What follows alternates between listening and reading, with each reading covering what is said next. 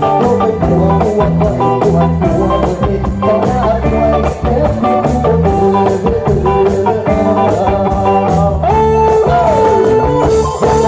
บ่อสองโรงเรียนกับสาวอยากอายแบบนี้แต่คนสาวว่าไอ้เที่ยว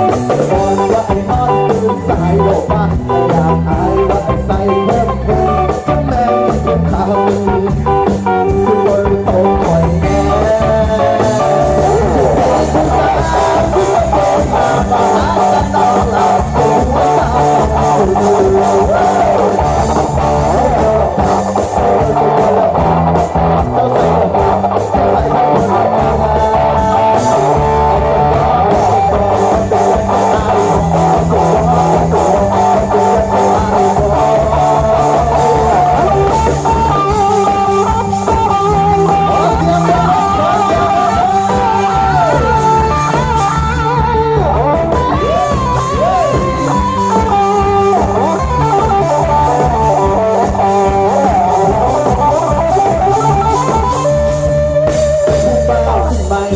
สาว